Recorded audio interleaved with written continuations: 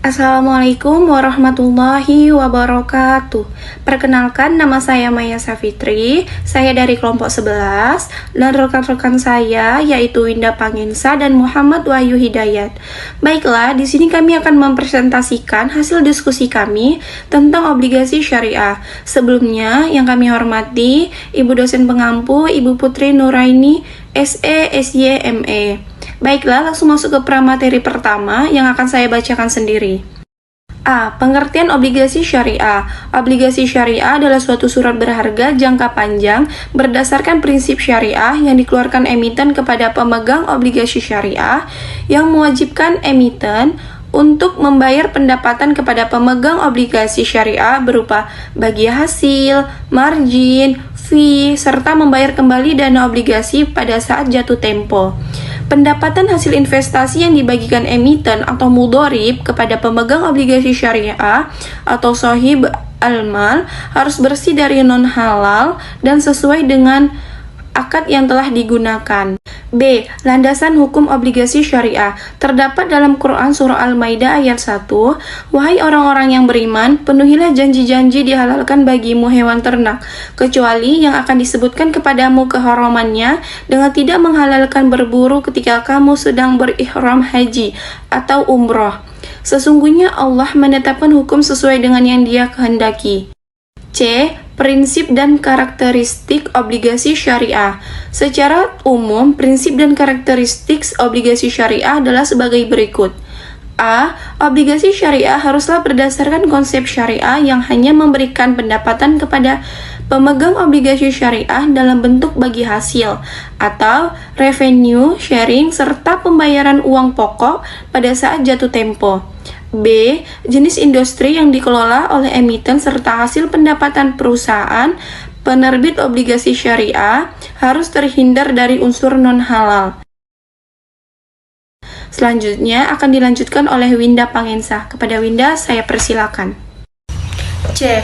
Pembagian pendapatan dapat dilakukan secara periodik atau sesuai ketentuan bersama, dan pada saat jatuh tempo, hal itu diperhitungkan secara keseluruhan.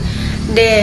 Apabila emiten melakukan kelalaian atau melanggar syarat perjanjian, maka wajib dilakukan pengembalian dana investor, atau pihak investor dapat menarik dananya. E. Hak kepemilikan obligasi syariah mudharabah dapat dipindah tangan kepada pihak lain sesuai dengan kesepakatan akad perjanjian. Kemudian, perbedaan pendapat tentang hukum jual beli obligasi. Pendapat pertama, sebagai besar ulama Islam, temporer melarang jual beli obligasi konvensional dalam semua jenis dan secara keseluruhan, serta menganggap bahwa hukumnya haram mutlak. Para ulama yang berpendapat seperti itu ialah Syaikh Shaltut, Muhammad Yusuf Musa, Syekh Yusuf Qardawi, Abdul Aziz Al-Kahid, Ali Al-Salus, dan Saleh Marzuki. Kemudian pendapat kedua, pendapat atau dalam bahasa fiqh fatwa yang dikemukakan oleh Mufti Mesir Syekh Muhammad Said Al-Tantawi bahwa jual beli obligasi pemerintah atau seperti yang dikenal di Mesir dengan nama sertifikat investasi diperbolehkan oleh syariah dan keuntungan yang terdapat dari kepemilikan obligasi itu adalah halal mutlak. Dan pendapat ketiga, Syekh Jadalha Ali Jadalha, mantan Mufti Republik Mesir, bahwa diperbolehkan untuk pendapat beberapa ulama temporer diantaranya Syekh Abdul Azim Berkah dan memperjualbelikan obligasi yang tidak tercantum riba di dalamnya, yaitu suatu jenis obligasi yang menjanjikan sebuah hadiah besar yang diundi di waktu yang sudah ditentukan, karena janji untuk memberi sebuah hadiah telah diperboleh oleh beberapa para ulama fikih. Baik, selanjutnya saya akan menjelaskan tentang Bai' al-Dayan dalam fikih klasik dan perbedaan dengan obligasi. Bai' al-Dayan atau jual utang, sebuah istilah yang dikenal dalam buku fikih klasik, dianggap oleh banyak ulama temporer sama dengan obligasi. Menurut penulis, pendapat itu tidak benar karena terdapat perbedaan yang mendasar antara transaksi Bai' al-Dayan dengan obligasi, baik obligasi konvensional maupun obligasi syariah. Adapun perbedaan Bai' al-Dayan dengan obligasi, Bai' al-Dayan atau jual utang bisa dilakukan dengan dua cara. Yang pertama ialah menjualnya kepada debitur secara langsung dengan melunasi utangnya di saat jatuh tempo. atau menunda pembayaran utangnya pada waktu yang disepakati antara kreditur dan debitur. Kedua, menjual utang tersebut kepada orang lain. Sedangkan obligasi adalah instrumen keuangan yang dikeluarkan oleh perusahaan atau pemerintah sebagai bentuk pinjaman kepada investor. Obligasi ini memiliki nilai nominal, tingkat bunga, dan jatuh tempo tertentu. Pemegang obligasi mendapatkan bunga buat imbalan atas pinjaman mereka kepada penerbit obligasi. Kemudian ialah tentang prospek obligasi.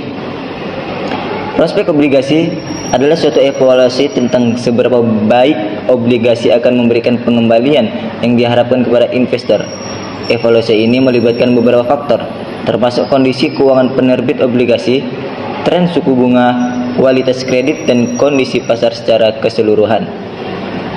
Ada beberapa faktor yang mempengaruhi prospek obligasi.